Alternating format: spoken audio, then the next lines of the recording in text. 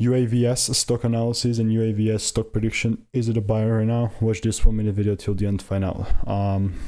AG Eagle aerial stock, it's down 23%, which is absolutely mental. But yeah, I was not even expecting something different, so I don't know why I'm overreacting.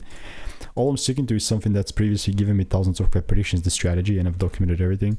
So let me show you the previous video. I mean, you can clearly see this is nothing new.